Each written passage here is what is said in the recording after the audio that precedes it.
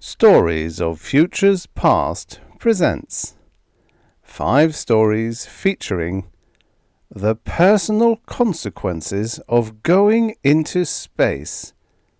Volume 2. I Bring Fresh Flowers by Robert F. Young. Homesick by Marilyn Venable. Mr. Loneliness by Henry Slesar. A Long Way Back by Bova. The Hated by Frederik Pohl. I Bring Fresh Flowers by Robert F. Young, originally published in Amazing Stories, February 1964. Narrated by Trussel. You know Rosemary Brooks. You have known her for many years. It is said that when she was a little girl, her favorite poem was Barbara Frietchie, and it is told how she would sometimes poke her pretty head out of her bedroom window, survey the suburban street with her blue sky eyes, and cry, "Shoot, if you must, this old grey head, but spare your country's flag." Yes, you know Rosemary. You know her very well. Like all little girls, Rosemary grew up. But Rosemary did not change. This is not to say that she did not turn into an attractive young lady. She turned into a most attractive one indeed. Fragilely beautiful, airy of tread, she should have been the reigning rose of every dance she went to, but she was not. Rarely did the young men of her acquaintance ask her to dance, and never did one of them approach her and say, "Come into the garden, Rosemary, for the black bat, night, has flown." She did not go to very many dances in any event, and looking back, one realizes that the few she did attend, she attended primarily to please her mother. The reason behind Rosemary's wallflowerhood is simple. The young men of her acquaintance knew that with her, God and the United States of America came first, and that accompanying her through life, or even accompanying her home from a dance for that matter, meant being relegated to a back seat. It is all right for little girls to be Barbara Frietchies, you see, but not for big ones. During her short and dedicated life, Rosemary poked her pretty head out of quite a number of windows. After the Barbara Frietchie window came the Girl Scouts of America window, and after the Girl Scouts of America window came the Young People's Civil War Society window, and after the Young People's Civil War Society window came the Citizens for Patriotic Progress window. Last of all came the Astronet Training Center window. Set up by Project Raindance in 1969, after prejudice against women going into space had abated, the Astronet Training Center had for its purpose the finding, training, and conditioning of 6 female pilots for a series of 6 manned weather-controlled satellite shots, the first of which was scheduled to take place sometime in February of 1971. After exhaustive screening, 100 volunteers were accepted. 15 of them passed the exacting physical and psychological tests, and from the ranks of the 15, the 6 astronauts were chosen. Incredibly, when one considers her delicateness, and fails to consider her patriotic fervour, Rosemary not only made the grade, but was selected to accompany the first weather-controlled satellite to be placed in orbit. All of this is history now. Faded words on newsprint, old photographs, a dozen dusty articles in as many magazines. But at the time, it captured the attention of the whole wide world. It is said that Madison Avenue nearly went out of its mind trying to circumvent the regulation that prohibited astronauts from underwriting testimonials to toothpaste, cosmetics, and cigarettes. This is not to be wondered at.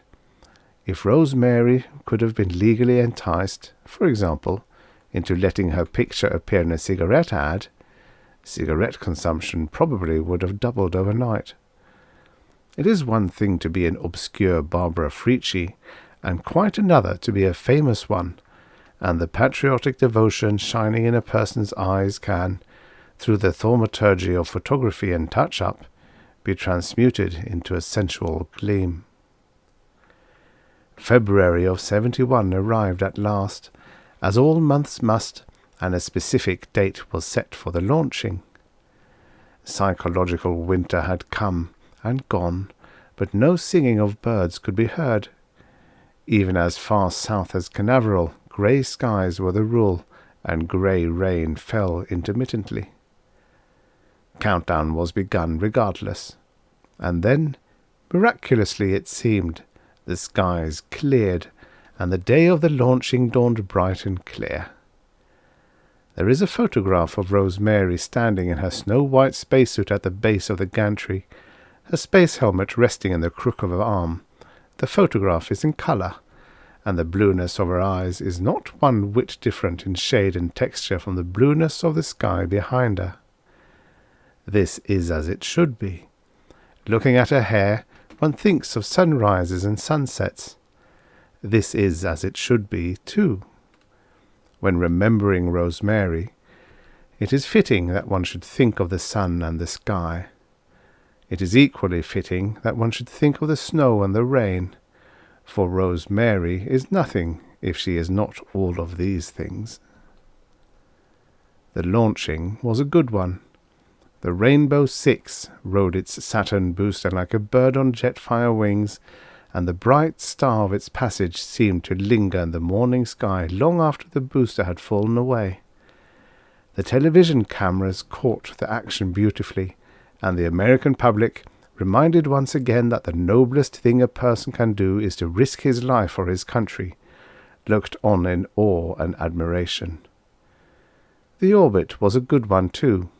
Apogee, 203 miles. Perigee, 191 miles. Rosemary radioed back that she was A-OK. She was supposed to complete 3 orbits, then climb into the escape capsule, jettison it, and herself, re-enter the atmosphere, and parachute into the Atlantic. There, a task force waited eagerly to pick her up. Her mission was to orientate the satellite's weather factor instruments to the existent cloud patterns and jet streams. Once this was accomplished, the telemetric readings would, through the medium of the main weather control station in Oregon, dictate future weather. Weather control had been in effect since the middle 60s, but the telemetric readings of the unmanned weather control satellites, owing to faulty orientation, had fallen far short of the 100% accuracy needed to make the regulation of rain and sunshine something more than a half-realized dream. And it was hoped that the present satellite, given a human boost, would bring the dream to fruition. One can picture Rosemary high in the sky, faithfully carrying out her assignment. One can see her sitting there before the instrument panel of the Rainbow 6, looking at dawns and sunsets and stars. One can see the slow drift of cloud and continent beneath her, Australia now, and now the vast blueness of the Pacific, and now the west coast rising out of mists of distance and air, and beyond it, the vast green blur of the land that gave her birth. Little Barbara Frietchie riding on a star. Far beneath her now, highways wind, rivers run down to seas. Patternings of field and forest blend into pale blue greens. Freshwater lakes look up at her with blue and wondering eyes. Now the sea of night drifts forth to meet her. Bravely she sets sail upon the dark waves in her little silvery ship. Brief night, soft sunrise, new day. I bring fresh showers for the thirsting flowers, from the seas and the streams. I bear light shade for the leaves when laid in their noonday dreams. little Barbara Frietchie riding on a star. Jettisoning took place exactly on schedule. The weather control satellite continued on its orbital way, and Rosemary plummeted earthward in the escape capsule. That much, at least, is known. But what took place during re-entry, whether the retro rockets failed to fire, whether the attitude controls malfunctioned, or whether the heat shield proved to be defective, is not known and never will be known. All that is known is that Rosemary became a falling star. The nation mourned. The whole wide world mourned. Project Rain Dance was discontinued. It would have been discontinued in any event, for Rosemary had obviated any further need for it. She had done her job well, Rosemary had, and in the doing of it, she had placed the weather in the palm of mankind's outstretched hand. That spring, the rains were soft and warm, and the flowers grew riotously upon the face of the earth. Grass knew a greenness it had never known before, and trees dressed each day in lovelier and lovelier dresses. The rains fell in the cities and on the plains, in valleys and in little towns, on fields and forests and lawns. And when the land had drunk its fill, the sun came out as warm and as bright as Rosemary's hair, and the sky turned as blue as her eyes. Yes, you know Rosemary, and you are in love with her in a way. If you are not, you should be.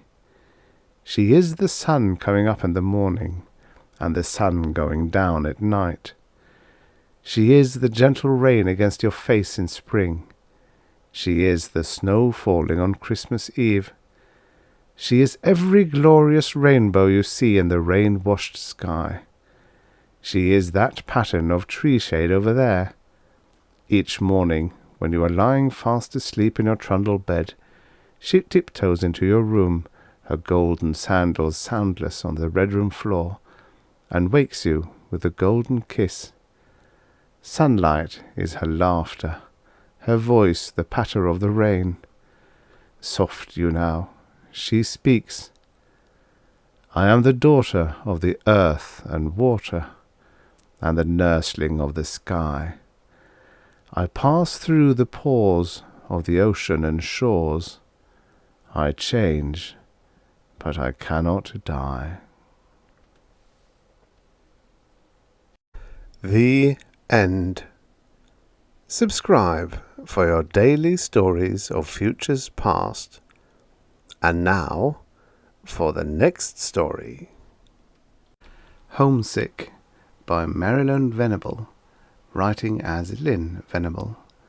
Originally published in Galaxy Science Fiction, December 1952. Narrated by Tom Trussel. Frankston pushed listlessly at a red checker with his right forefinger. He knew the move would cost him a man, but he lacked enough interest in the game to plot out a safe move. His opponent, James, jumped the red disc with a black king and removed it from the board. Gregory, across the room, flicked rapidly through the pages of a magazine, too rapidly to be reading anything or even looking at the pictures. Ross lay quietly on his bunk, staring out of the viewport. The four were strangely alike in appearance, nearly the same age, the age where grey hairs finally outnumber black, or baldness takes over. The age when the expanding waistline has begun to sag tiredly, when robust middle age begins the slow accelerating decline towards senility. A strange group to find aboard a spaceship, but then the Columbus was a very strange ship. Bolted to its outer hull, just under the viewports, were wooden boxes full of red geraniums, and ivy wound tenuous green fronds over the gleaming hull that had withstood the bombardment of pinpoint meteors and turned away the deadly power of naked cosmic rays. Frankston glanced at his wrist chrono. It was 1 minute to 6. In about a minute, he thought. Ross will say something about going out to water his geraniums. The wrist chrono ticked 59 times. "I think I'll go out and water my geraniums," said Ross. No one glanced up. Then Gregory threw his magazine on the floor. Ross got up and walked, limping slightly, to a wall locker. He pulled out the heavy, ungainly spacesuit and the big metal bulb of a headpiece. He carried them to his bunk and laid them carefully down. "Will somebody please help me on with my suit?" he asked. For one more long moment no one moved. Then James got up and began to help Ross fit his legs into the suit.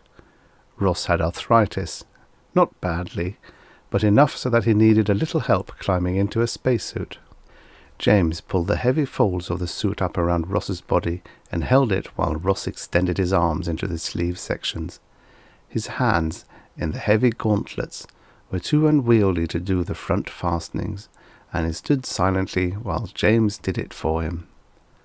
Ross lifted the helmet, staring at it as a cripple might regard a wheelchair which he loathed, but was wholly dependent upon. Then he fitted the helmet over his head, and James fastened it down, and lifted the oxygen tank to his back. "Ready?" asked James. The bulbous headpiece inclined in a nod. James walked to a panel and threw a switch marked Inner Lock. A round aperture slid silently open. Ross stepped through it, and the door shut behind him as James threw the switch back to its original position. Opposite the switch marked Outer Lock, a signal glowed redly, and James threw another switch. A moment later, the signal flickered out. Frankston, with a violent gesture, swept the checkerboard clean. Red and black men clattered to the floor, rolling and spinning. Nobody picked them up. "What does he do it for?" demanded Frankston in a tight voice. "What does he get out of those stinking geraniums he can't touch or smell?" "Shut up," said Gregory. James looked up sharply. Curtness was unusual for Gregory, a bad sign. Frankston was the one he'd been watching, the one who'd shown signs of cracking, but after so long, even a psycho-expert's opinion might be haywire. Who was a yardstick? Who was normal? "Geraniums don't smell much anyway," added Gregory in a more conciliatory tone. "Yeah," agreed Frankston. "I'd forgotten that. But why does he torture himself like this, and us too?" "Because that's what he wanted to do," answered James. "Sure," agreed Gregory. "The whole trip, the last 20 years of it, anyhow, all he could talk about was how, when he got back to Earth, he was going to buy a little place in the country and raise flowers." "Well, we're back," muttered Frankston with a terrible bitterness. "He's raising flowers, but not in any little place in the country." Gregory continued almost dreamily. "Remember the last night out? We were all gathered around the view screen, and there was Earth, getting bigger and greener and closer all the time. Remember what it felt like to be going back after 30 years? 30 years cooped up in this ship," grumbled Frankston. "All our 20s and 30s and 40s. "But we were coming home." There was a rapt expression on Gregory's lined and weathered face. "We were looking forward to the 20 or maybe 30 good years we had left, talking about what we'd do, where we'd live, wondering what had changed on Earth. At least we had that last night out. All the data was stashed away in the microfiles, all the data about planets with air we couldn't breathe and food we couldn't eat. We were going home, home to big, friendly, green Earth." Frankston's face suddenly crumpled, as though he were about to weep, and he cradled his head against his arms. "God, do we have to go over it all again? Not again tonight." "Leave him alone," ordered James with an inflection of command in his voice. "Go to the other section of the ship if you don't want to listen. He has to keep going over it, just like Ross has to keep watering his geraniums." Frankston remained motionless, and Gregory looked gratefully at James. James was the steady one. It was easier for him because he understood. Gregory's face became more and more animated as he lost himself, living again his recollections. The day we blasted in, the crowds, thousands of people, all there to see us come in. We were proud. Of course, we thought we were the first to land, just like we'd been the first to go out. Those cheers, coming from thousands of people at once. For us, Ross, Lieutenant Ross, was the first one out of the lock. We decided on that. He'd been in command for almost 10 years, ever since Commander Stevens died. You remember Stevens, don't you? He took over when we lost Captain Willers. Well, anyway, Ross out first, and then you, James, and you, Frankston, and then Trippitt, and me last, because you were all specialists and I was just a crewman. The crewman, I should say, the only one left. Ross hesitated and almost stumbled when he stepped out, and tears began pouring from his eyes.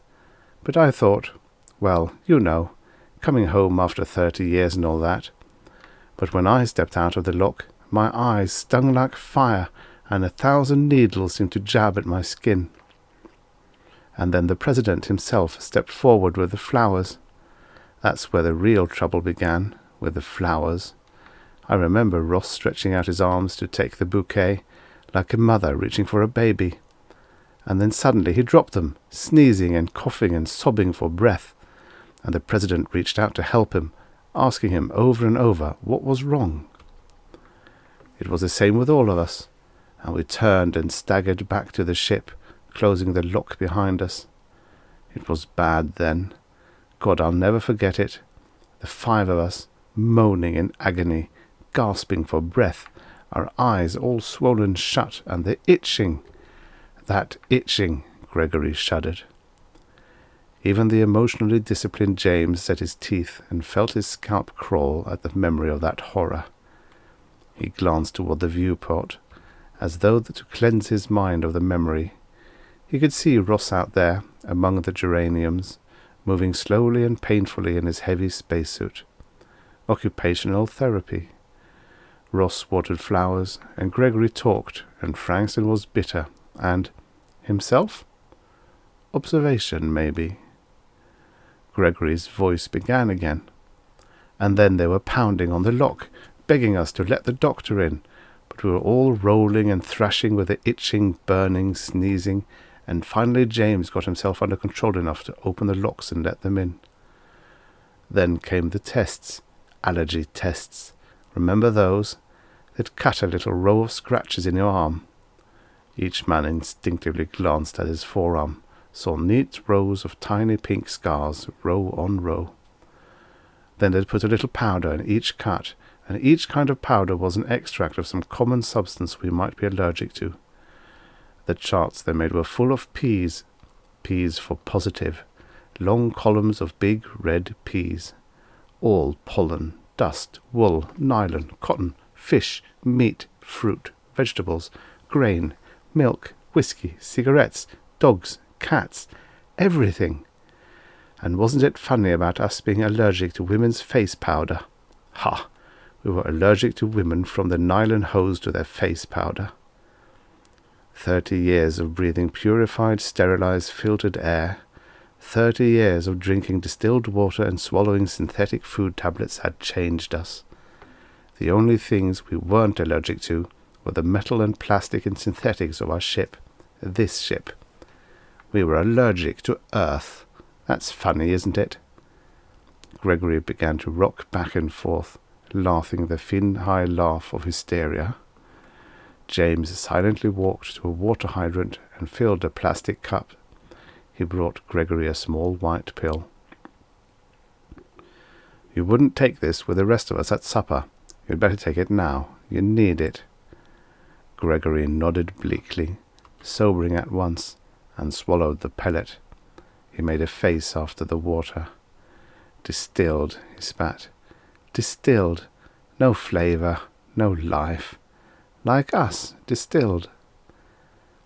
If only we could have blasted off again. Frankston's voice came muffled through his hands. It wouldn't have made any difference where, anywhere or nowhere. No, our fine ship is obsolete, and we're old, much too old. They have the space drive now. Men don't make 30 years junkets into space and come back allergic to Earth. They go out, and in a month or two they're back, with their hair still black, and their eyes still bright, and their uniforms still fit. A month or two is all. Those crowds that cheered us, they were proud of us and sorry for us, because we'd been out 30 years, and they never expected us back at all. But it was inconvenient for Spaceport. Bitter sarcasm tinged his voice. They actually had to postpone the regular monthly transgalactic run to let us in with this big, clumsy hulk. "Why didn't we ever see any of the new ships either going out or coming back?" asked Gregory. Frankston shook his head. "You don't see a ship when it's in space drive. It's out of normal space-time dimensions. We had a smattering of the theory at cadet school. Anyway, if one did flash into normal space-time, say, for instance, coming in for landing, the probability of us being at the same place at the same time was almost nil. Two ships passing in the night, as the old saying goes." Gregory nodded. "I guess Trippitt was a lucky one." "You didn't see Trippitt die," replied James. "What was it?" asked Frankston. "What killed Trippitt? So quickly, too. He was only outside a few minutes like the rest of us, and 8 hours later he was dead." "We couldn't be sure," answered James. "Some virus. There are countless varieties. People live in a contaminated atmosphere all their lives, build up a resistance to them. Sometimes a particularly virulent strain will produce an epidemic, but most people, if they're affected, will have a mild case of whatever it is and recover. But after 30 years in space, 30 years of breathing perfectly pure, uncontaminated air, Trippitt had no antibodies in his bloodstream. The virus hit, and he died." "But why didn't the rest of us get it?" asked Gregory. "We were lucky. Viruses are like that." "Those people talked about building a home for us," muttered Frankston. "Why didn't they?" "It wouldn't have been any different," answered James gently. "It would have been the same, almost an exact duplicate of the ship. Everything but the rockets. Same metal and plastic and filtered air and synthetic food. It couldn't have had wool rugs or down pillows or smiling wives or fresh air or eggs for breakfast. It would have been just like this. So since the ship was obsolete, they gave it to us, and a plot of ground to anchor it to, and we're home. They did the best they could for us, the very best they could. But I feel stifled, shut in. The ship is large, Frankston. We all crowd into this section because, without each other, we'd go mad." James kicked the edge of the magazine on the floor. "Thank God we're not allergic to decontaminated paper. They're still reading." "We're getting old," said Gregory. "Some day one of us will be here alone." "God help him then," answered James, with more emotion than was usual for him. During the latter part of the conversation, the little red signal had been flashing persistently. Finally James saw it. Ross was in the outer lock. James threw the decontaminator switch, and the signal winked out. Every trace of dust and pollen would have to be removed from Ross's suit before he could come inside the ship. "Just like on an alien planet," commented Gregory. "Isn't that what this is to us, an alien planet?" asked Frankston, and neither of the other men dared answer his bitter question. A few minutes later, Ross was back in the cabin, and James helped him out of his spacesuit. "How are the geraniums, Ross?" asked Gregory. "Fine," said Ross enthusiastically. "They're doing just fine." He walked over to his bunk and laid down on his side so he could see out of the viewport. There would be an hour left before darkness fell, an hour to watch the geraniums. They were tall and red and swayed slightly in the evening breeze. The end. Subscribe for your daily stories of futures past. And now for the next story. Mr. Loneliness by Henry Slesar. Originally published by Super Science Fiction, February 1957. Narrated by Tom Trussel. There were winds on the asteroid, and they blew in threads of heat and cold, chilling your feet and dampening your brow with sweat. The man shivered and cursed when the winds blew, condemning the freak currents of space, damning the authority which had anchored him to this lonely outpost. "If you could only feel them," he said intensely to the three men at the other side of the room. "No thanks," said Briggs. He laughed, and the sound was like brass. "I feel it in my sleep sometimes," the man said moodily, staring at the floor. "It does something to your dreams. I have the strangest nightmares." "Maybe it's the rations," Town suggested, with a hint of a twinkle. Town was a great kidder.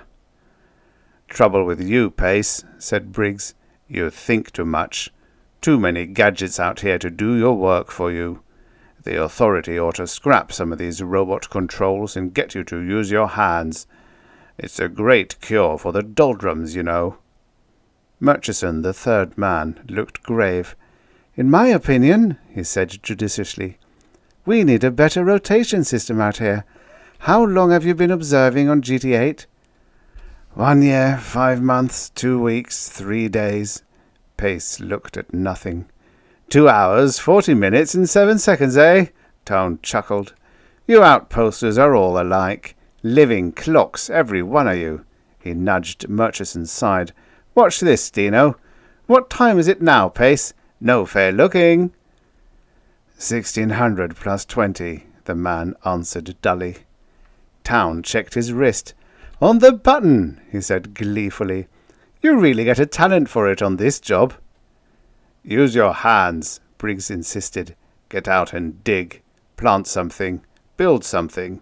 Make yourself some furniture. Murchison frowned. Not so fast, Freddy. He took a folded paper from his hip pocket and whispered something to the man by his side. Spec sheet, GT8. Never mind, said Pace. I don't expect you to know the specs on every outpost on the belt. Briggs looked embarrassed.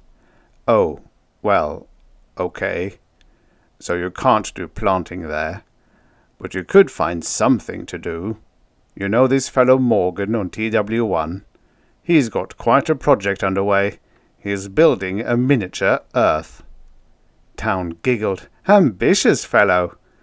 No, really, Briggs said earnestly. Got himself a plastics shop, and is making models of every city on Earth. Fabulous thing. Take a lesson, Pace. The man stood up and went to the viewport of the cabin. I'm not a child, Briggs. That's a lousy attitude, Town said cheerfully. Perhaps, Murchison said solemnly. You've lost sight of your purpose out here. Nuts, said Pace inaudibly. We've got reason to be mighty proud of you fellows, you know. You're the real backbone of the space fleet. You're the men who keep the space lanes safe. You're only happy when you're griping, Town said good-naturedly. That's okay with me, pal. That's the American way, isn't it? He grinned at the other two. Just like the army. Gripe, gripe, gripe. He rubbed the flesh around his middle and yawned sleepily. Then there's the radio, of course, Briggs said. You can always hear a friendly voice. Friendly? Pace smiled grimly. Have you listened in on your control stations lately? Those boys are all business. Well, they're pretty busy, Pace. You have to remember that. Murchison folded his hands into his lap. Busy, said Pace enviously. I know what's eating him, Town said wisely. It's the girl. Pace looked away. Laura was very sorry about not showing up, Pace, Murchison said. It's this rotten virus stuff that's going around. You know how she looks forward to these visits. You bet, Town agreed. There's an outposter on G70 who'll really cry in his beer when we show up without her." "The sweetheart of space," the man said sardonically. "Oh, come on," Briggs said. "You like to see her as much as anybody else, Pace. She's a good kid." "All right," Pace said. "Everybody likes to look at a pretty girl," Town said archly. "Can't blame you for not being happy with only our mugs to look at. That's really the trouble, isn't it?" "No," Pace answered. "Don't kid me," Town said. "Don't forget, I'm the personal affairs officer. I know what you guys are interested in. That's the big beef on the belt. Dames." "It's not just that," Pace said painfully. "Sure, it's not. It's—" Pace looked disgusted. He picked up an object from the table and turned it in his hand. "What's that, Pace?" The man jiggled it in his palm. "A carving. I've been doing some carving. Only this coal-type mineral." "Let's see it." Pace concealed it. "It's nothing," he said. "That's the stuff, Pace." Briggs looked pleased. "Keep those hands busy. Keep your mind off space." "And Laura," Town said. Murchison stood up. "Well?" "Well, what?" Pace glanced up anxiously. "Time to focus out," Murchison said. "Got a lot of space to cover." "But it's only 1600 plus 30. "See what I mean?" said Town, checking his watch. "It's a sort of genius." "We'll be back in a couple of months," Murchison said, gesturing towards the others.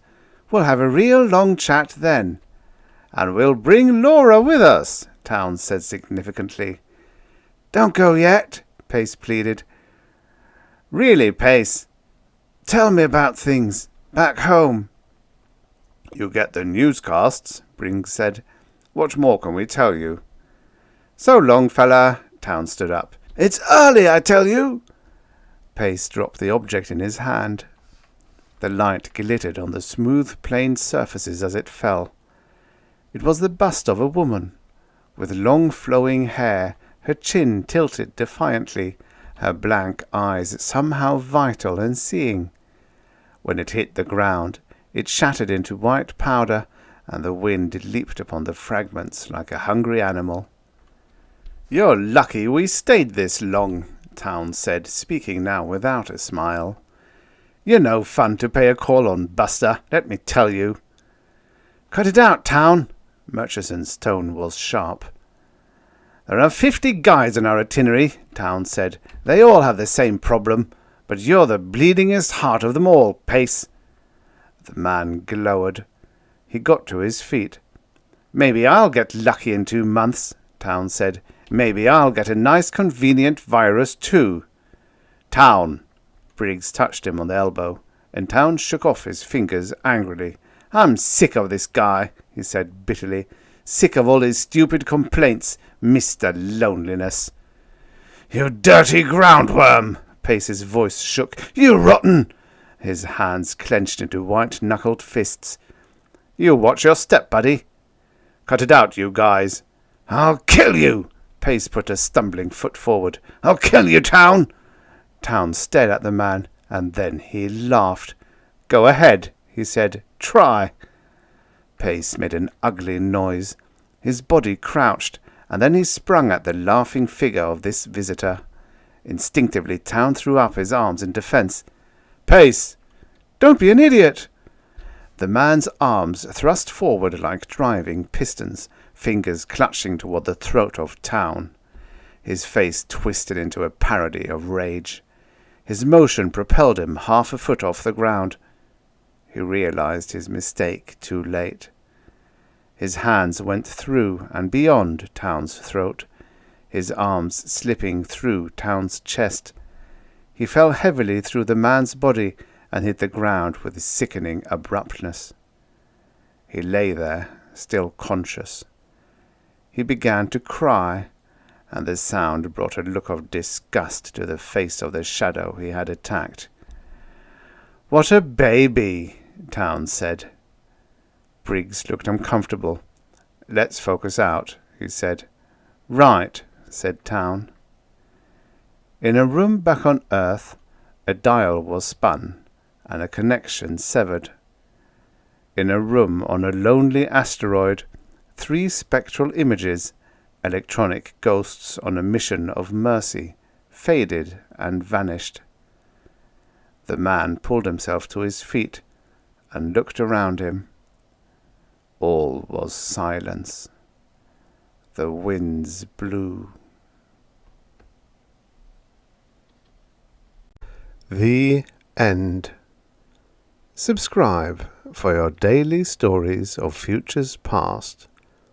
And now, for the next story.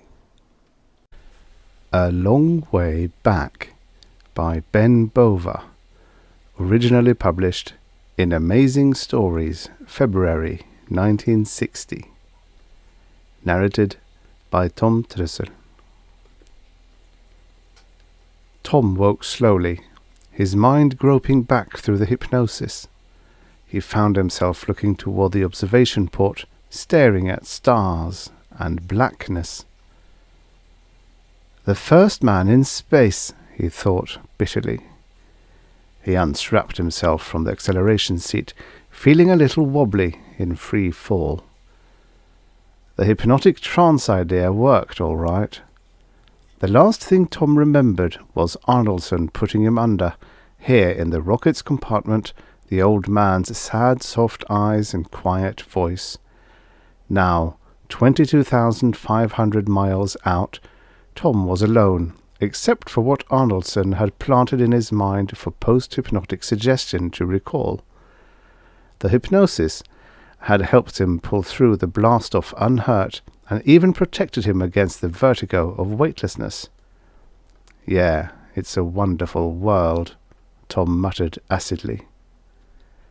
He got up from the seat cautiously, testing his coordination against zero gravity. His magnetic boots held to the deck satisfactorily. He was lean and wiry, in his early 40s, with a sharp, angular face and dark, sombre eyes. His hair had gone dead white years ago. He was encased up to his neck in a semi-flexible spacesuit. They had squirmed him into it earthside because there was no room in the cramped cabin to put it on. Tom glanced at the tiers of instrument consoles surrounding his seat. No blinking red lights, everything operating normally. As if I could do anything about it if they were wrong. Then he leaned toward the observation port, straining for a glimpse of the satellite. The satellite. 5 sealed packages floating within a 300-foot radius of emptiness, circling the Earth like a cluster of moonlets. 5 pieces sent up in 5 robot rockets and placed in the same orbit, to wait for a human intelligence to assemble them into a power-beaming satellite. 5 pieces orbiting Earth for almost 18 years, waiting for nearly 18 years while down below men blasted themselves and their cities and their machines into atoms and forgot the satellite endlessly circling, waiting for its creators to breathe life into it. The hope of the world, Tom thought, and little Tommy Morris is supposed to make it work, and then fly home again. He pushed himself back into the seat. Jason picked the wrong man. Tom, can you hear me?" He turned away from the port and flicked a switch on the radio console. "Hello, Ruth. I can hear you." A hubbub of excitement crackled through the radio receiver, then the girl's voice. "Are you all right? Is everything—" "Everything's fine," Tom said flatly. He could picture the scene back at the station. Dozens of people clustered around the jury-rigged radio, Ruth working the controls, trying hard to stay calm when it was impossible to, brushing back that permanently displaced wisp of brown hair that stubbornly fell over her forehead. "Jason will be here in a minute," she said. "He's in the tracking shack, helping to calculate your orbit." Of course Jason will be here, Tom thought. Aloud he said, "He needn't bother. I can see the satellite packages. They're only a couple of 100 yards from the ship." Even through the radio he could sense the stir that went through them. "Don't get your hopes up," he warned silently. "Remember, I'm no engineer. Engineers are too valuable to risk on this job. I'm just a tool, a mindless screwdriver sent here to assemble this glorified tinker toy. I'm the muscle, Arnoldson is the nerve link, and Jason is the brain." Abruptly, Jason's voice surged through the radio speaker. "We did it, Tom, we did it." "No," Tom thought. "You did it, Jason. This is all your show." "You should be able to see the satellite components," Jason said. His voice was excited, yet controlled, and his comment had a ring of command in it. "I've already looked," Tom answered. "I can see them." "Are they damaged?" "Not as far as I can see. Of course, from this distance." "Yes, of course," Jason said. "You'd better get right outside and start working on them. You've only got 48 hours worth of oxygen." "Don't worry about me," Tom said into the radio. "Just remember your end of the bargain." "You'd better forget that until you get back here." "I'm not forgetting anything." "I mean, you must concentrate on what you're doing up there if you expect to get back alive." "When I get back, we're going to explore the bombed-out cities. You promised that. It's the only reason I agreed to this." Jason's voice stiffened. "My memory is quite as good as yours. We'll discuss the expedition after you return. Now you're using up valuable time. And oxygen." "Okay, I'm going outside." Ruth's voice came back on. "Tom, remember to keep the ship's radio open, or else your suit radio won't be able to reach us. And we're all here. Dr. Arnoldson, Jason, the engineers. If anything comes up, we'll be right here to help you." Tom grinned mirthlessly. "Right here. 22,500 miles away." "Tom?" "Yes, Ruth." "Good luck," she said, "from all of us." "Even Jason?" he wanted to ask, but instead said merely, "Thanks." He fitted the cumbersome helmet over his head and sealed it to the joints on his suit. A touch of a button on the control panel pumped the compartment's air into storage cylinders. Then Tom stood up and unlocked the hatch directly over his seat. Reaching for the handholds just outside the hatch, he pulled himself through, and after a weightless comic ballet managed to plant his magnetized boots on the skin of the ship. Then, standing, he looked out at the universe. Oddly, he felt none of the overpowering emotion he had once expected of this moment. Grandeur, terror, awe. No, he was strangely calm. The stars were only points of light on a dead black background. The earth was a fat crescent patched with colours. The sun, through his heavily tinted visor, was like the pictures he had seen at planetarium shows years ago.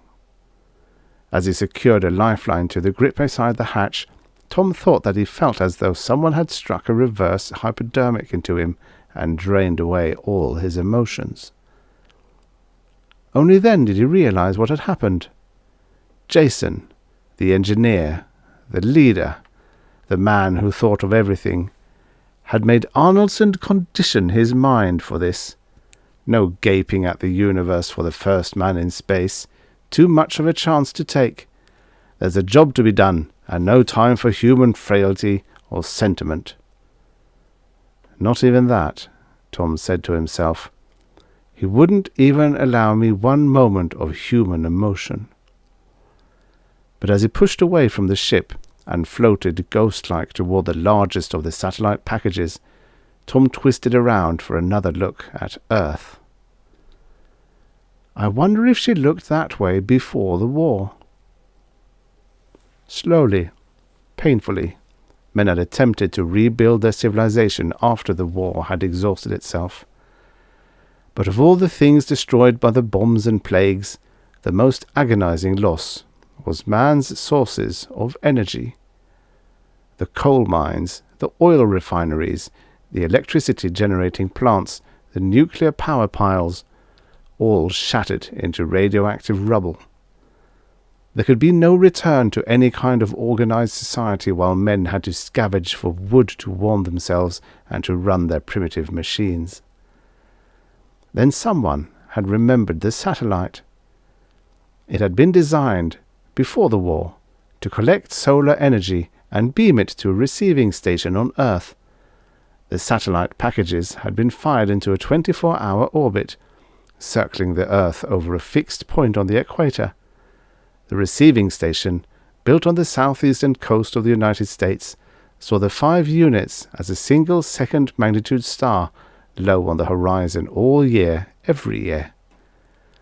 Of course, the packages wavered slightly in their orbits, but not enough in 18 years to spread very far apart.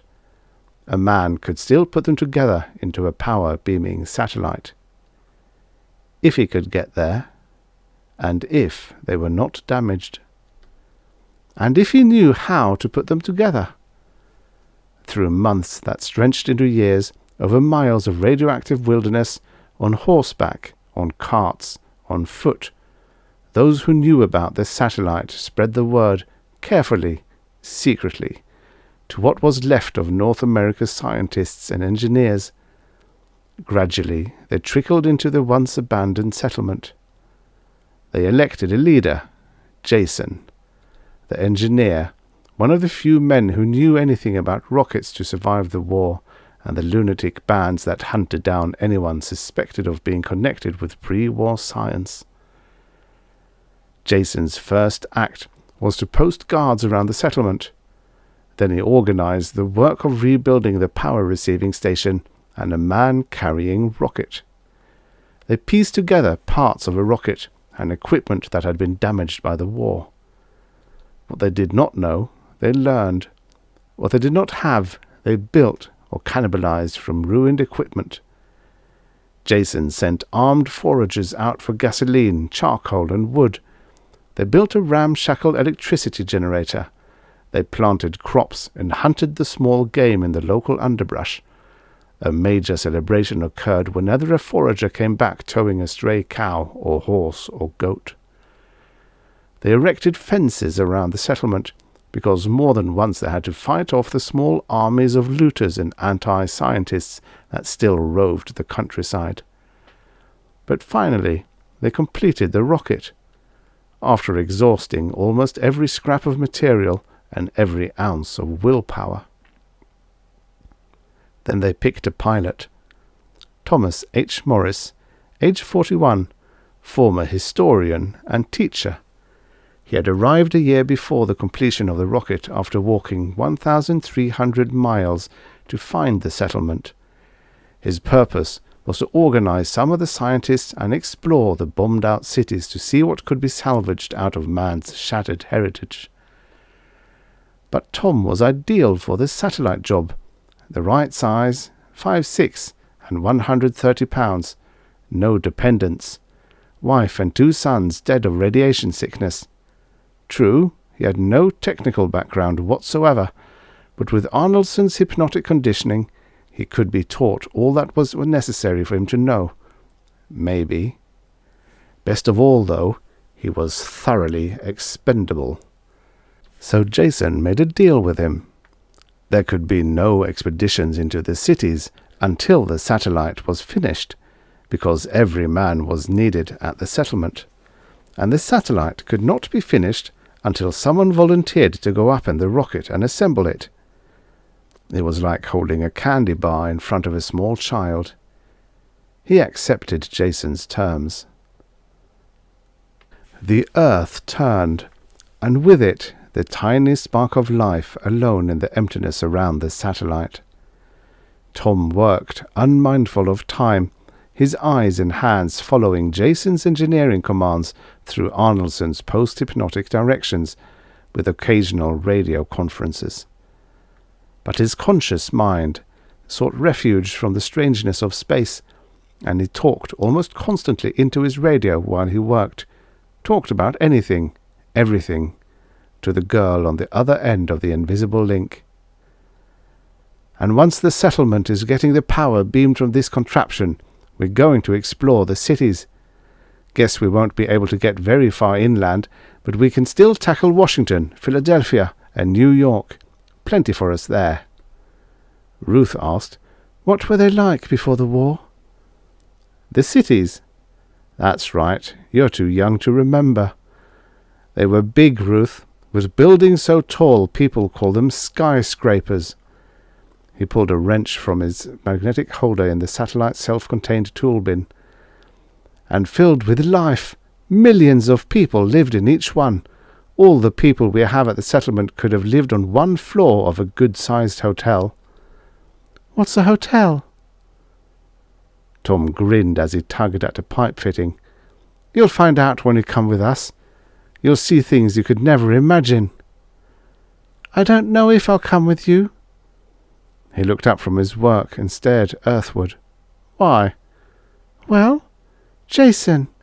He says there isn't much left to see, and it's all radioactive and diseased." "Nonsense." "But Jason says—" Tom snorted. "Jason hasn't been out of the settlement for 6 years. I walked from Chicago to the settlement a year ago. I went through a dozen cities. They're wrecked, and the radioactivity count was higher than it is here at the settlement, but it's not high enough to be dangerous." "And you want to explore those cities? Why?" "Let's just say I'm an historian," Tom answered, while his hands manipulated complex wiring unconsciously, as though they belonged not to him, but to some unseen puppeteer. "I don't understand," Ruth said. "Look, those cities hold mankind's memory. I want to gather up the fragments of civilization before the last book is used for kindling and the last machine turns to rust. We need the knowledge in the cities if we expect to rebuild a civilization." "But Jason and Dr. Arnoldson and the engineers, they know all about—" "Jason and the engineers," Tom snapped. "They had to stretch themselves to the breaking point to put together this rocket from parts that were already manufactured, waiting for them. Do you think they'd know how to build a city? Dr. Arnoldson is a psychiatrist. His efforts at surgery are pathetic. Have you ever seen him try to set a broken leg? And what about agriculture? What about tool-making, or mining, or digging wells? Even, what about education? How many kids your own age can read or write?" "But the satellite—" "The satellite won't be of any use to people who can't work the machines. The satellite is no substitute for knowledge. Unless something is done, your grandchildren will be worshipping the machines, but they won't know how to repair them." "No." "Yes, Ruth," he insisted. "No," she whispered, her voice barely audible over the static-streaked hum in his earphones. "You're wrong, Tom. You're wrong. The satellite will send us the power we need. Then we'll build our machines and teach our children." "How can you teach what you don't know?" Tom wanted to ask, but didn't. He worked without talking, hauling the weightless tons of satellite packages into position, electronically welding them together, splicing wiring systems too intricate for his conscious mind to understand. Twice he pulled himself back along the lifeline into the ship for capsule meals and stimulants. Finally, he found himself staring at his gloved hands moving industriously within the bowels of one of the satellite packages. He stopped, suddenly aware that it was piercingly cold and totally dark except for the lamp on his helmet. He pushed away from the unfinished satellite. 2 of the packages were assembled now. The big parabolic mirror and 2 other uncrated units hung nearby, waiting impassively. Tom groped his way back into the ship. After taking off his helmet and swallowing a couple of energy pills, he said to the ship's radio, "What time is it?" The abrupt sound of his own voice half startled him. "Nearly 4 a.m. It was Jason. "Earth's blotted out the sun," Tom muttered. "Getting damned cold in here." "You're in the ship?" "Yes. It got too cold for the suit." "Turn up the ship's heaters," Jason said. "What's the temperature in there?" Tom glanced at the thermometer as he twisted the thermostat dial as far as it would go. 49, he answered. He could sense Jason nod. The heaters are on minimum power automatically, unless you turn them up. It'll warm you up in a few seconds. How's the satellite? Tom told him what remained to be done. You're not even half through yet. Jason's voice grew fainter, and Tom knew that he was doing some mental arithmetic as he thought out loud. You've been up about 20 hours. At the rate you're going, you'll need another 24 to finish the job. That will bring you very close to your oxygen limit. Tom sat impassively and stared at the grey metal and coloured knobs of the radio. Is everything going all right? Jason asked. How should I know? Ask Arnoldson. He's asleep. They all are. Except you. That's right, Jason said. Except me. How long did Ruth stay on the radio? About 16 hours. I ordered her to sleep a few hours ago. You're pretty good at giving orders, Tom said. Someone has to. Yeah. Tom ran a hand across his mouth. Boy, could I use a cigarette. Funny, I haven't even thought about them in years. Look, he said to the radio, we might as well settle something right now. How many men are you going to let me have?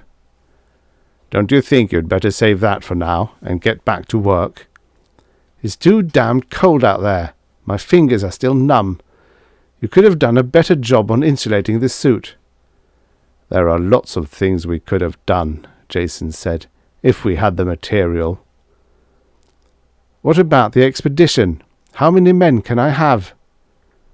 As many as you can get, the radio voice answered. I promised I won't stand in your way once the satellite is finished and operating. Won't stand in my way, Tom repeated. That means you won't encourage anyone either. Jason's voice rose a trifle. I can't encourage my people to go out and risk their lives just because you want to poke around some radioactive slag heaps. You promised that if I put the satellite together and got back alive, I could investigate the cities. That was our deal. That's right, you can, and anyone foolish enough to accompany you can follow along. Jason, you know I need at least 25 armed men to venture out of the settlement. Then you admit it's dangerous, the radio voice crackled. Sure, if we meet a robber band. You've sent out enough foraging groups to know that, and we'll be travelling hundreds of miles. But it's not dangerous for the reasons you've been circulating, radioactivity and disease germs and that nonsense. There's no danger that one of your own foraging groups couldn't handle. I came through the cities last year alone, and I made it. Tom waited for a reply from the radio, but only the hissing and crackling of electrical disturbances answered him. Jason, those cities hold what's left of a worldwide civilization. We can't begin to rebuild unless we reopen that knowledge. We need it. We need it desperately. It's either destroyed or radioactive, and to think anything else is self-delusion.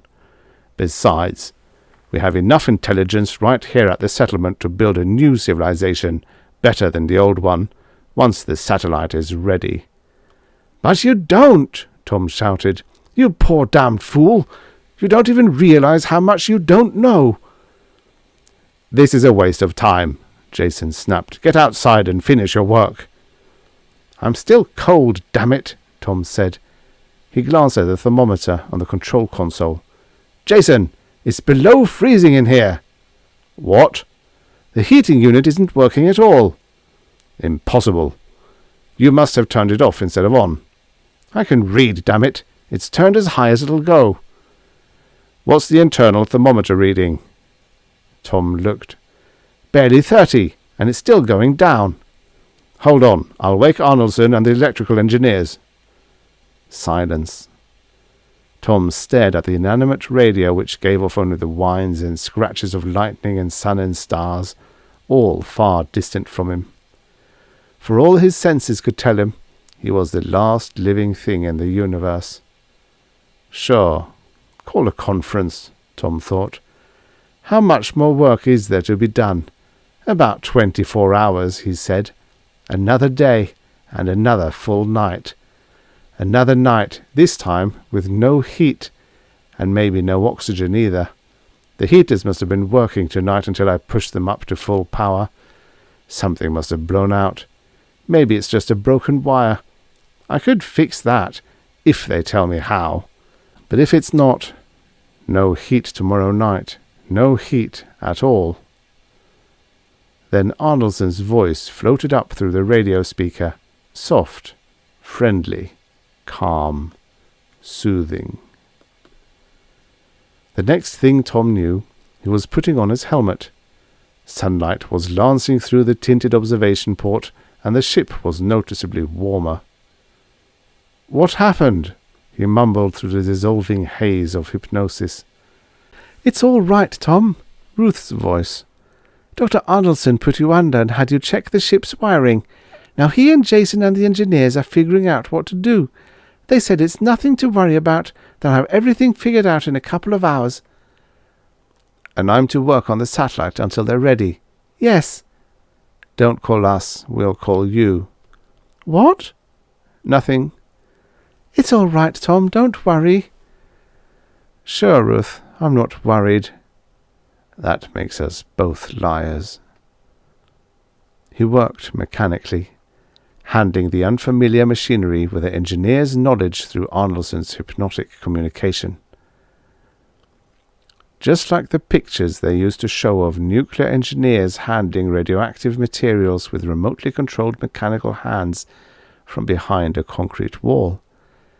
I'm only a pair of hands, a couple of opposed thumbs, a fortunate mutation of a self-conscious simian.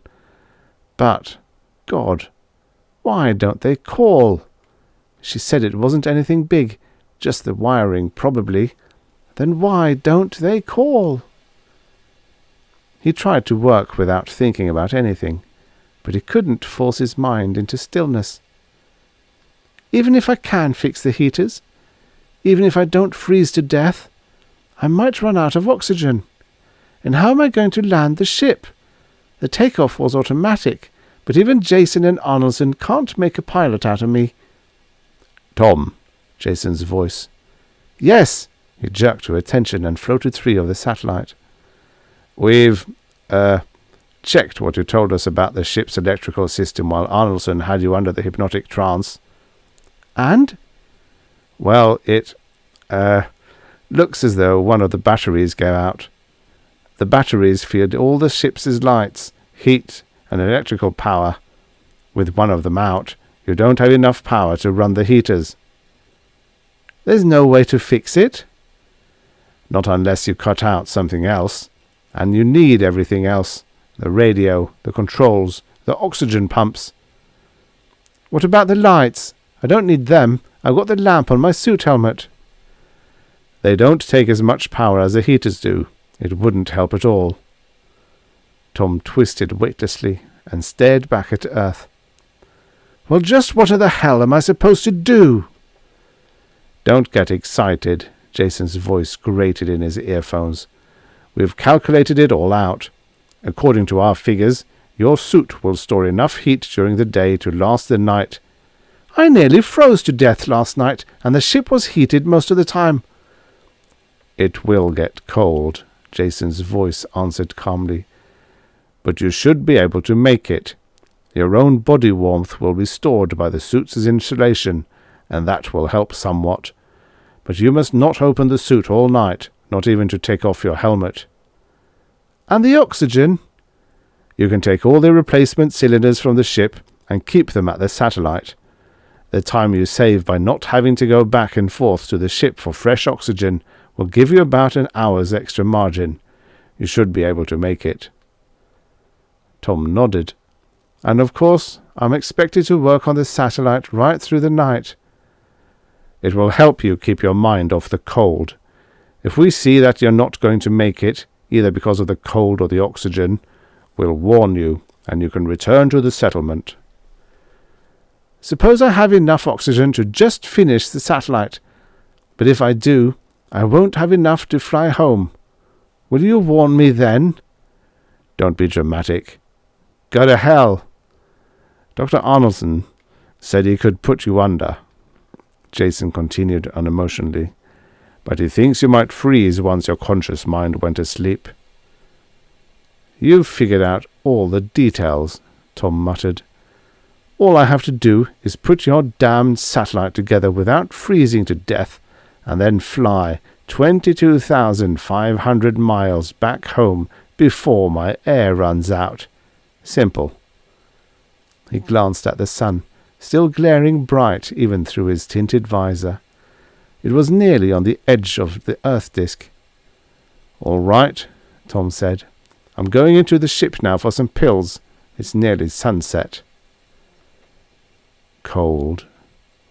Dark, and so cold that numbers lost their meaning.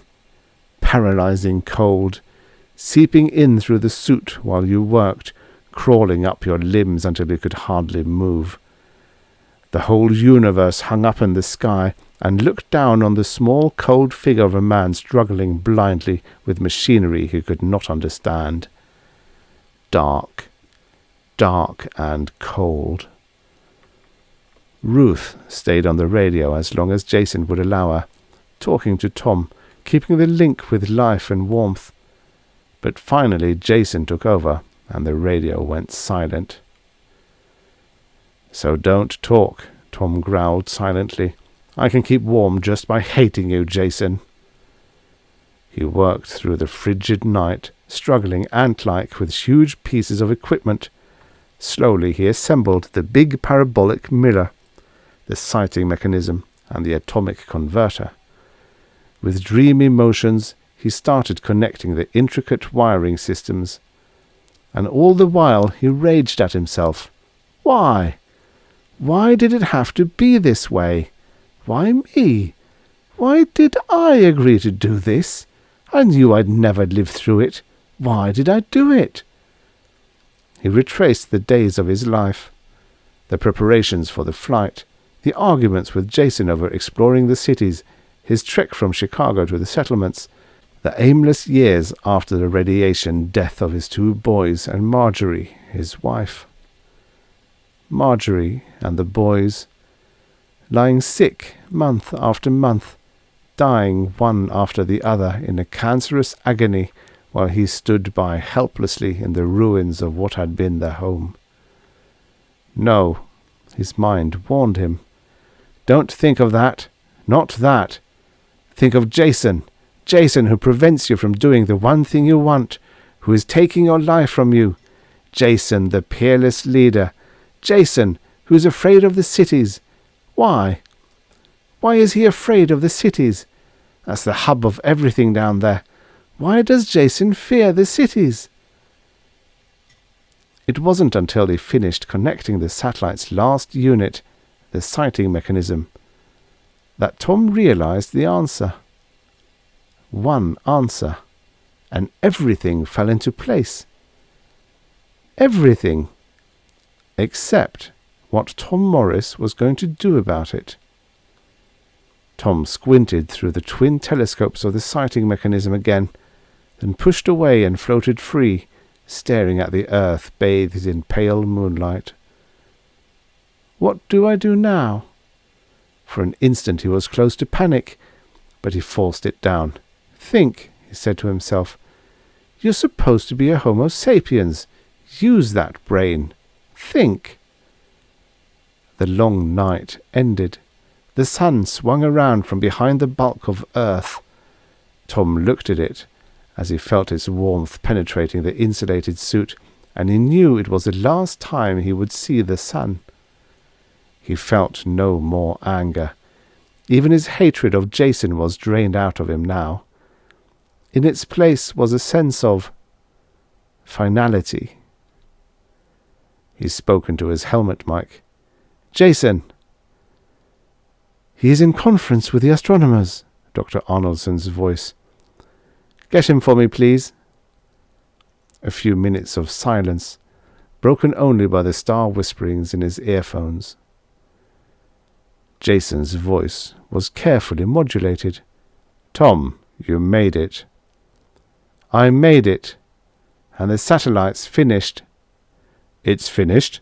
Good.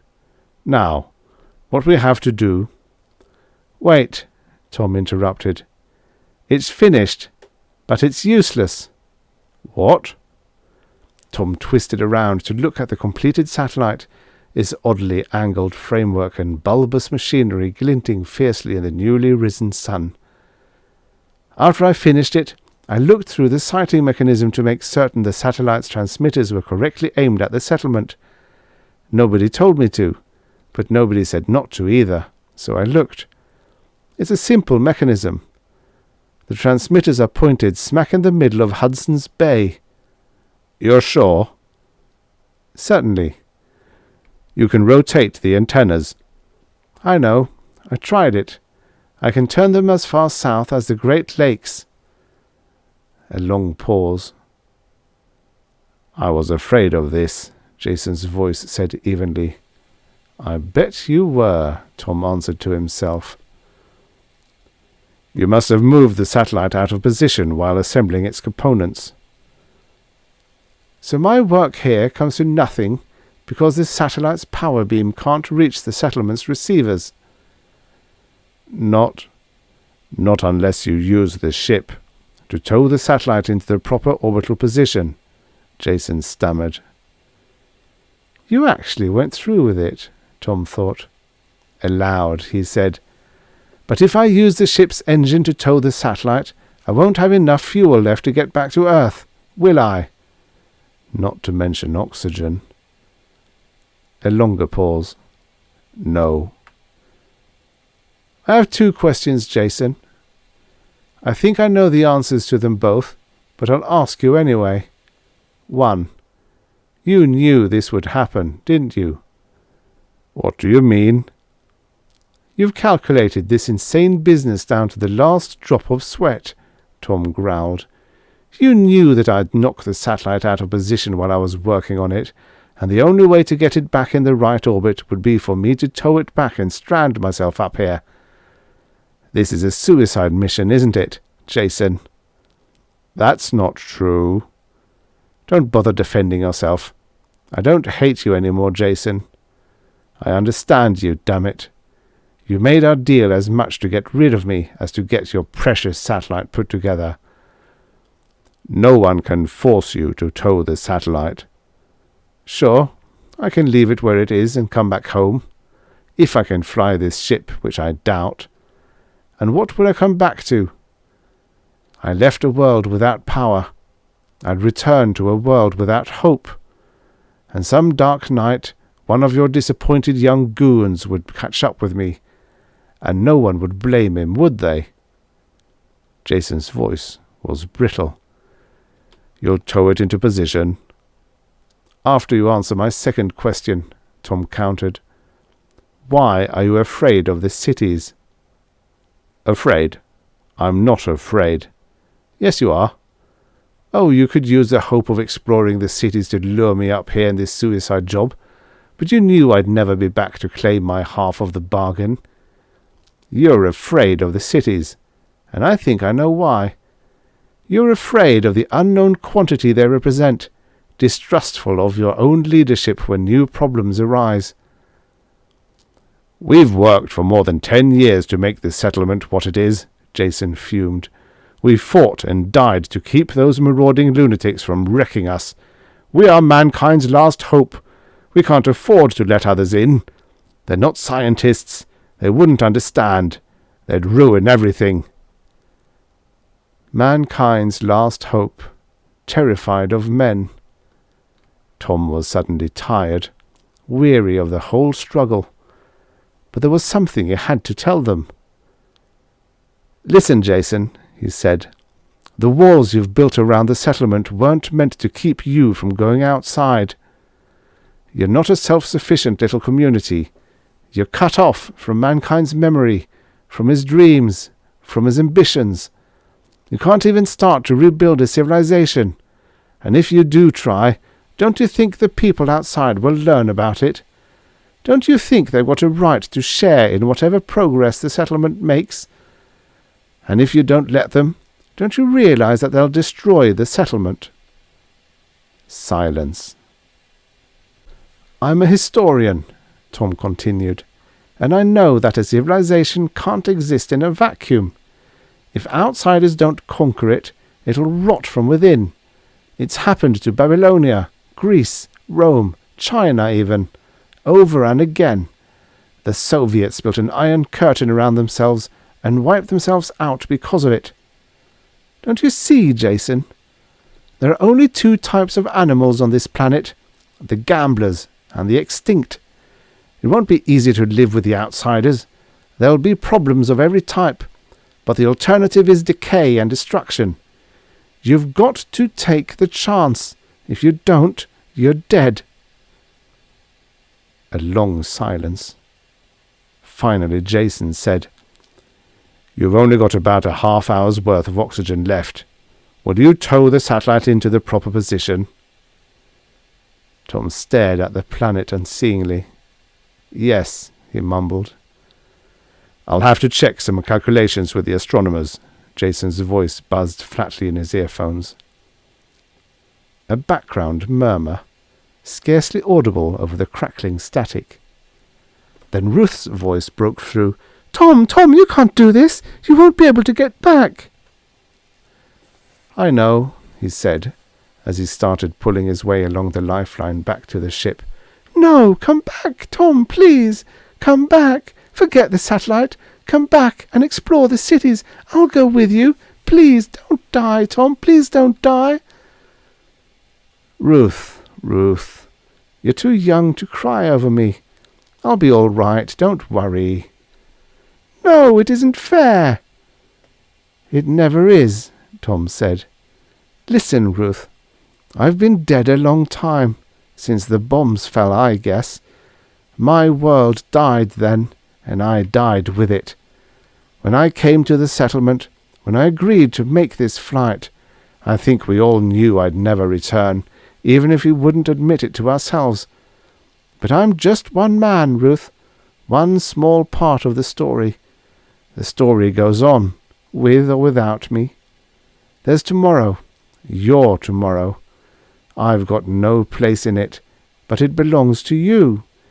So don't waste your time crying over a man who died 18 years ago." He snapped off his suit radio and went the rest of the way to the ship in silence. After locking the hatch and pumping air back into the cabin, he took off his helmet. "Good, clean, canned air," Tom said to himself. "Too bad it won't last longer." He sat down and flicked a switch on the radio console. "All right, do you have those calculations ready?" "In a few moments," Arnoldson's voice. 10 minutes later, Tom re-emerged from the ship and made his ghost-like way back to the satellite sighting mechanism. He checked the artificial moon's position, then went back to the ship. "On course," he said to the radio. "The transmitters are pointing a little northwest of Philadelphia." "Good," Arnoldson's voice answered. "Now, your next blast should be 3 seconds duration in the same direction." "No," Tom said. "I've gone as far as I'm going to." "What?" "I'm not moving the satellite any farther." "But you still have not enough fuel to return to Earth. Why are you stopping here?" "I'm not coming back," Tom answered. "But I'm not going to beam the satellite's power to the settlement either." "What are you trying to pull?" Jason's voice, furious, panicky. "It's simple, Jason. If you want the satellite's power, you can dismantle the settlement and carry it to Pennsylvania. The transmitters are aimed at some good farming country and within miles of a city that's still half intact." "You're insane." "Not at all. We're keeping our deal, Jason. I'm giving you the satellite's power, and you're going to allow exploration of the cities. You won't be able to prevent your people from rummaging through the cities now, and you won't be able to keep the outsiders from joining you, Not once you get out from behind your own fences. You can't do this, you... Tom snapped off the radio. He looked at it for a second or two, then smashed a heavy-booted foot against the console. Glass and metal crashed satisfactorily. Okay, Tom thought. It's done. Maybe Jason's right and I'm crazy, but we'll never know now. In a year or so they'll be set up outside Philadelphia, and a lot better for it. I'm forcing them to take the long way back, but it's a better way. The only way, maybe. He leaned back in the seat and stared out the observation port at the completed satellite. Already it was taking in solar energy and beaming it earthward. In 10 years, they'll send another ship up here to check the gadget and make sure everything's okay. Maybe they'll be able to do it in 5 years. Makes no difference. I'll still be here. The end. Subscribe for your daily stories of futures past. And now, for the next story. The Hated, by Frederik Pohl, writing as Paul Fleer. Originally published in Galaxy Science Fiction, January 1958. Narrated by Tom Trussel. The bar didn't have a name. No name of any kind. Not even an indication that it had ever had one. All it said on the outside was, Cafe, Eat, Cocktails. Which doesn't make a lot of sense. But it was a bar. It had a big TV set going yata-ta, yata-ta in 3 glorious colours, and a jukebox that tried to drown out the TV with that lousy music they play. Anyway, it wasn't a kid hangout. I kind of like it, but I wasn't supposed to be there at all. It's in the contract. I was supposed to stay in New York and the New England states. Cafe, Eat, Cocktails was right across the river. I think the name of the place was Hoboken, but I'm not sure. It all had a kind of dreamy feeling to it. I couldn't even remember going there. I remembered one minute I was downtown New York, looking across the river. I did that a lot. And then I was there. I don't remember crossing the river at all. I was drunk, you know. You know how it is. Double bourbons and keep them coming. And after a while, the bartender stops bringing me the ginger ale because gradually I forget to mix them. I got pretty loaded long before I left New York. I realized that. I guess I had to get pretty loaded to risk the pension and all. Used to be I didn't drink much, but now, I don't know. When I have one drink, I get to thinking about Sam and Wally and Chowderhead and Gilvy and the captain. If I don't drink, I think about them too, and then I take a drink. And that leads to another drink, and it all comes out to the same thing. Well, I guess I said it already. I drink a pretty good amount, but you can't blame me. There was a girl. I always get a girl someplace. Usually they aren't much, and this one wasn't either. I mean, she was probably somebody's mother. She was around 35, and not so bad, though she had a long scar under her ear down along her throat to the little round spot where her larynx was. It wasn't ugly. She smelled nice. Well, I could still smell, you know, and she didn't talk much. I liked that. Only... Well, did you ever meet somebody with a nervous cough? Like when you say something funny. A little funny, not a big yock. They don't laugh, and they don't stop with just smiling, but they sort of cough. She did that. I began to itch. I couldn't help it. I asked her to stop it. She spilled her drink and looked at me almost as though she was scared, and I had tried to say it quietly too. "Sorry," she said, a little angry, a little scared. "Sorry, but you don't have to." "Forget it." "Sure, but you asked me to sit down here with you, remember? If you're going to—" "Forget it." I nodded at the bartender and held up 2 fingers. "You need another drink," I said. "The thing is," I said, "Gilvy used to do that." "What?" "That cough." She looked puzzled. "You mean like this? God damn it, stop it!" Even the bartender looked over at me that time. Now she was really mad, but I didn't want her to go away. I said, "Gilvy was a fellow who went to Mars with me. Pat Gilvy." "Oh." She sat down again and leaned across the table, low. "Mars." The bartender brought our drinks and looked at me suspiciously. I said, "Say, Mac, would you turn down the air conditioning?" "My name isn't Mac. No." "Have a heart. It's too cold in here." "Sorry." He didn't sound sorry. I was cold. I mean, that kind of weather is always cold in those places. You know, around New York in August, it hits 80, 85, 90. All the places have air conditioning, and what they really want is for you to wear a shirt and tie. But I like to walk a lot. You would too, you know. And you can't walk around much in long pants and a suit coat and all that stuff. Not around there. Not in August.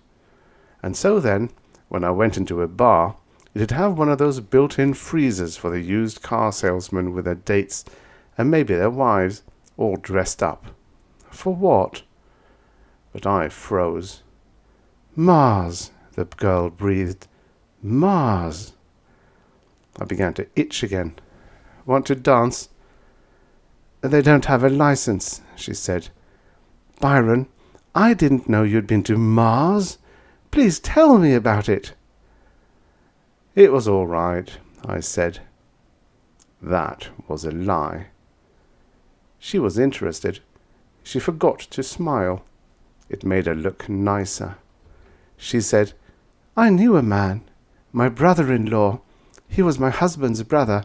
I mean my ex-husband." "I get the idea." "He worked for General Atomic in Rockford, Illinois. You know where that is?" "Sure." I couldn't go there, but I knew where Illinois was. "He worked on the first Mars ship. 15 years ago, wasn't it? He always wanted to go himself, but he couldn't pass the tests." She stopped and looked at me. I knew what she was thinking, but I didn't always look this way, you know. Not that there's anything wrong with me now, but I couldn't pass the tests anymore. Nobody can. That's why we're all one-trippers. I said, "The only reason I'm shaking like this is because I'm cold." It wasn't true, of course. It was that cough of Gilvy's. I didn't like to think about Gilvy, or Sam, or Chowderhead, or Wally, or the captain. I didn't like to think about any of them. It made me shake. You see, we couldn't kill each other. They wouldn't let us do that. Before we took off, they did something to our minds to make sure. What they did, it doesn't last forever. It lasts for 2 years, and then it wears off. That's long enough, you see, because that gets you to Mars and back, and it's plenty long enough in another way, because it's like a straitjacket. You know how to make a baby cry? Hold his hands. It's the most basic thing there is. What they did to us so we couldn't kill each other, it was like being tied up, like having our hands held so we couldn't get free. Well, but 2 years was long enough. Too long. The bartender came over and said, "Pal, I'm sorry. See, I turned the air conditioning down. You all right? You look so." I said, "Sure, I'm all right." He sounded worried. I hadn't even heard him come back. The girl was looking worried too, I guess because I was shaking so hard I was spilling my drink. I put some money on the table without even counting it. "It's all right," I said. "We were just going." "We were?" She looked confused. But she came along with me. They always do, once they find out you've been to Mars. In the next place, she said, between trips to the powder room, "It must take a lot of courage to sign up for something like that. Were you scientifically inclined in school? Don't you have to know an awful lot to be a space flyer? Did you ever see any of those little monkey characters they say live on Mars? I read an article about how they lived in little cities of pup tents or something like that, only they didn't make them, they grew them. Funny, ever see those? That trip must have been a real drag, I bet. What is it, 9 months? You couldn't have a baby. Excuse me, tell me, all that time, how'd you, manage things? I mean, didn't you ever have to go to the, or anything?" "We managed," I said. She giggled, and that reminded her, so she went to the powder room again. I thought about getting up and leaving while she was gone, but what was the use of that? I'd only pick up somebody else. It was nearly midnight. A couple of minutes wouldn't hurt. I reached in my pocket for the little box of pills they give us.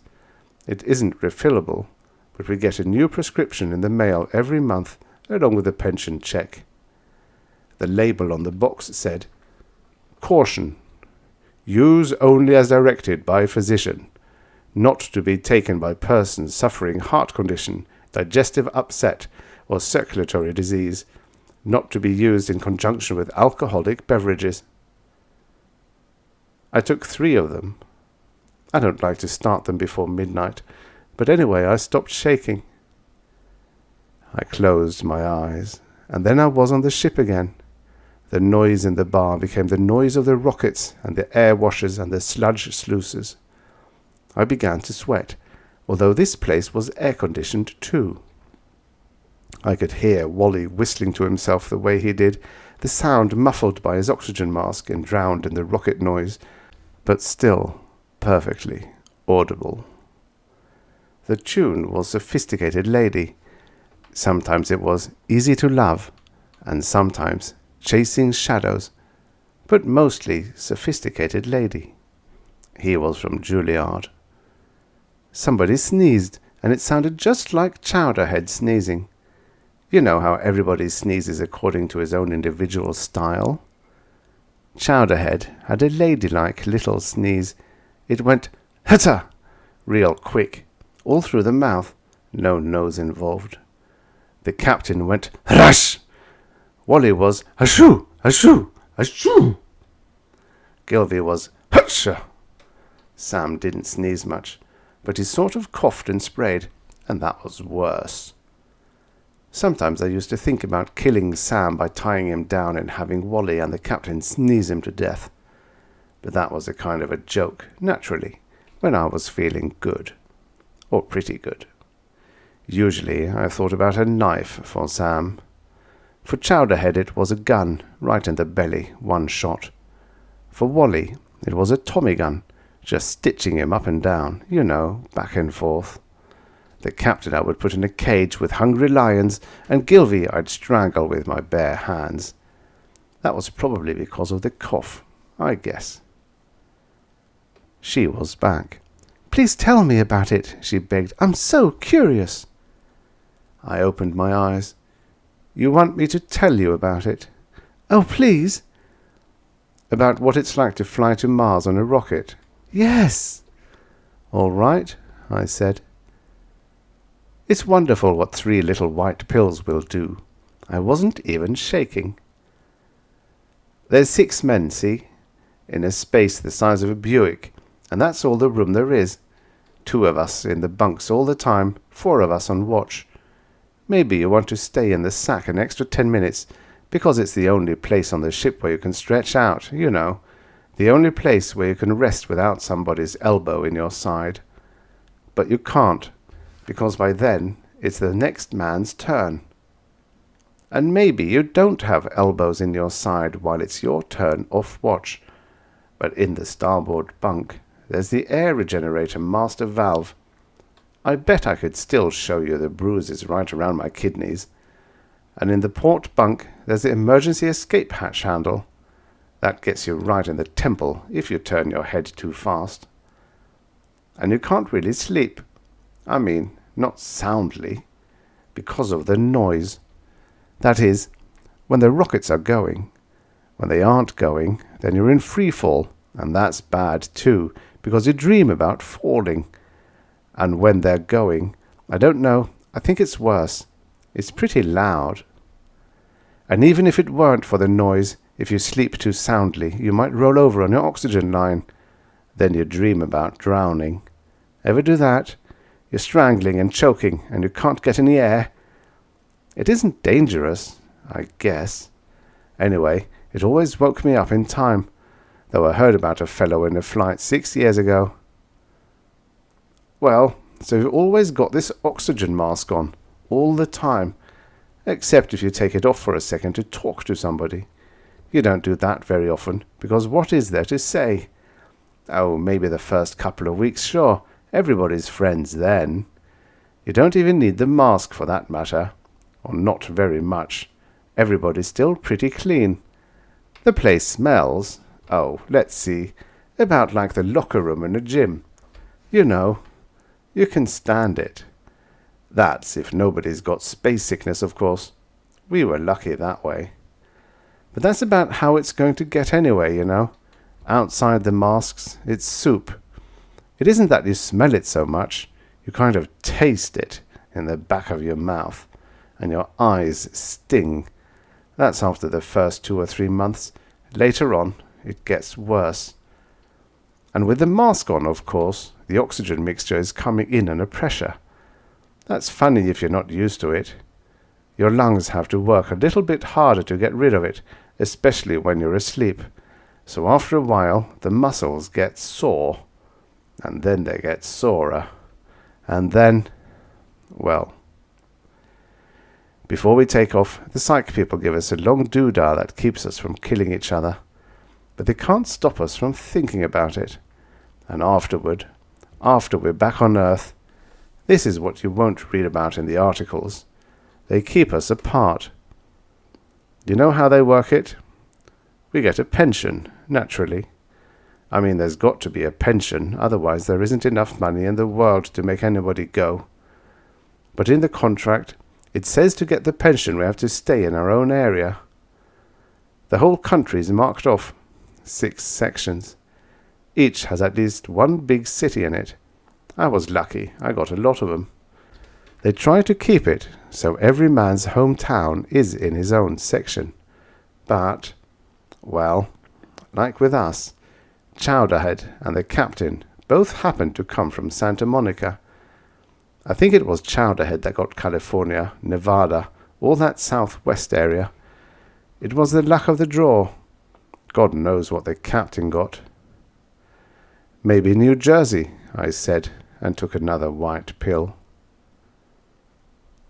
We went on to another place, and she said suddenly, "I figured something out. The way you keep looking around." What did you figure out?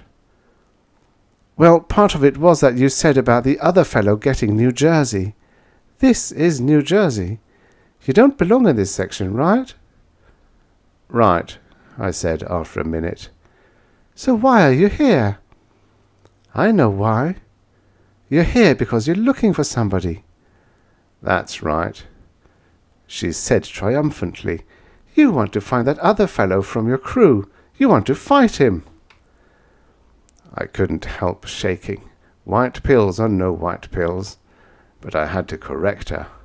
No. I want to kill him.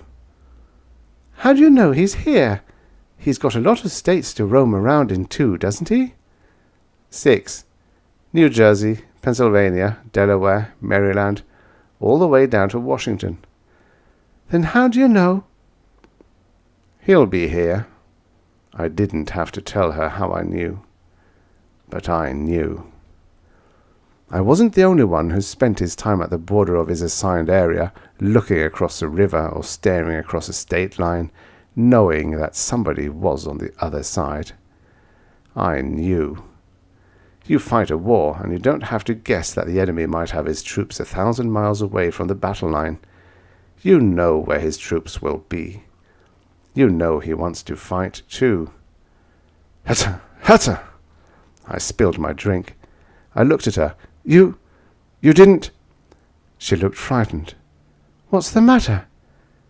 Did you just sneeze? Sneeze? Me? Did I? I said something quick and nasty. I don't know what. No, it hadn't been her. I knew it.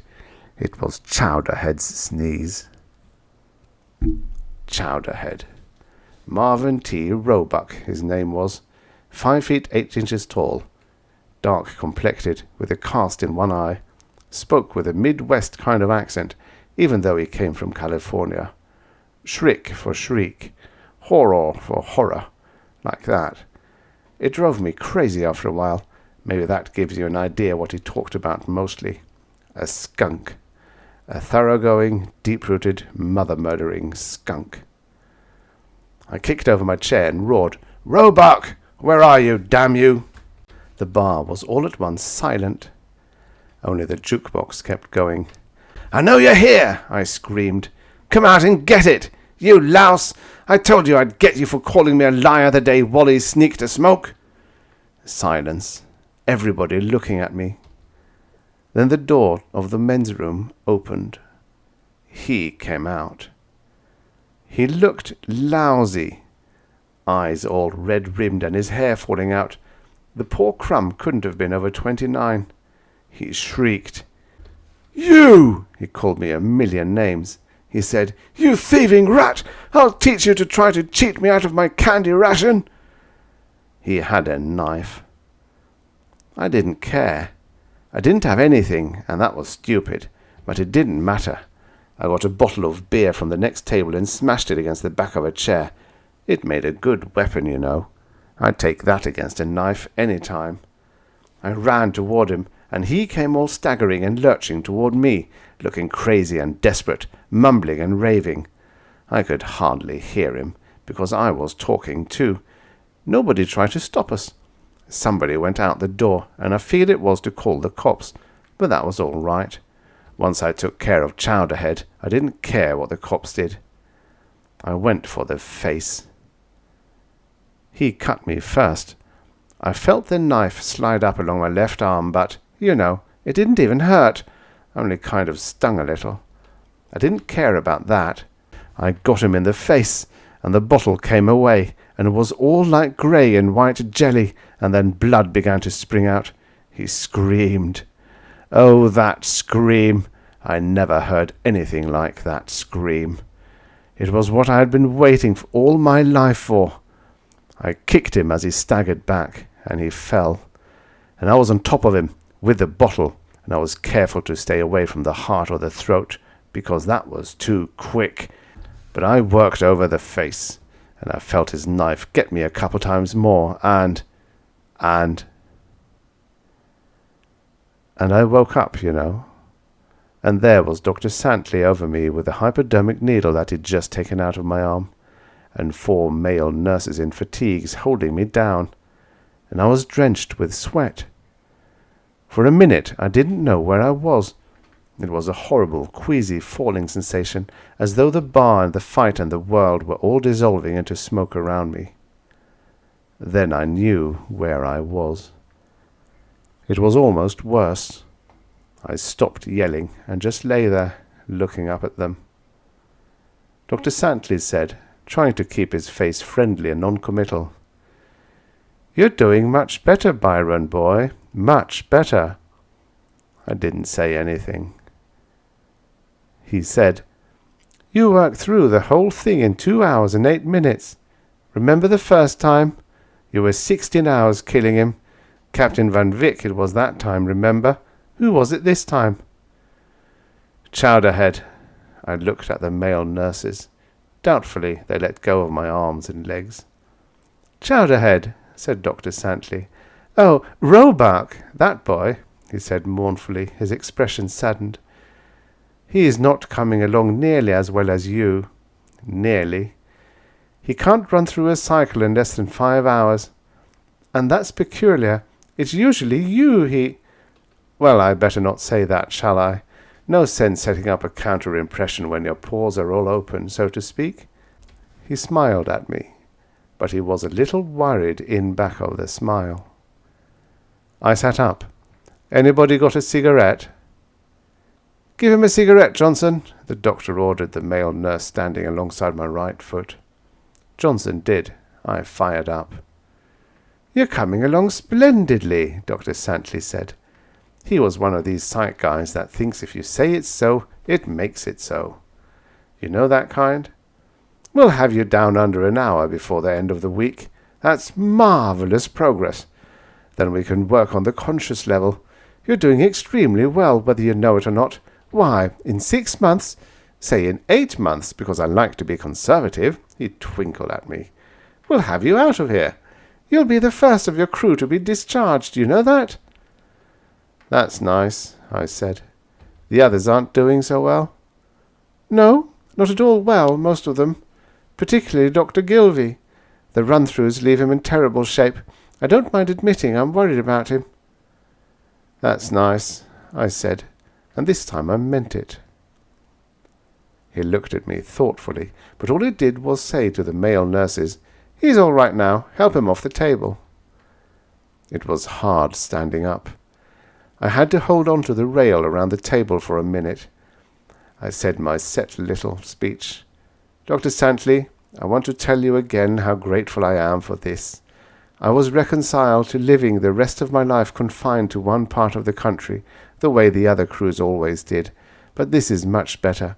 I appreciate it. I'm sure the others do too." "Of course, boy, of course." He took out a fountain pen and made a note on my chart. I couldn't see what it was, but he looked gratified. "It's no more than you have coming to you, Byron," he said. "I'm grateful that I could be one to make it come to pass." He glanced conspiratorially at the male nurses. "You know how important this is to me. It's a triumph of a whole new approach to psychic rehabilitation. I mean to say our heroes of space travel are entitled to freedom when they come back home to Earth, aren't they?" "Definitely," I said, scrubbing some of the sweat off my face onto my sleeve. "So we've got to end this system of designated areas. We can't avoid the tensions that accompany space travel, no. But if we can help you eliminate harmful tensions with a few run-throughs, why, it's not too high a price to pay, is it?" "Not a bit." "I mean to say," he said, warming up, "you can look forward to the time when you'll be able to mingle with your old friends from the rocket, free and easy, without any need for restraint. That's a lot to look forward to, isn't it?" "It is," I said. "I look forward to it very much," I said. "And I know exactly what I'm going to do the first time I meet one. I mean, without any restraints, as you say," I said. And it was true. I did. Only it wouldn't be a broken beer bottle that I would do it with. I had much more elaborate ideas than that. The end. Subscribe for your daily stories of futures past. If you like this sort of human-read narration, please consider becoming a member of the channel. Members not only get rid of some of their unwanted money, but also may access the stories a whole week before everyone else. And that's it, really. Oh yes, the stories are and will remain AI-free. And free of charge, of course.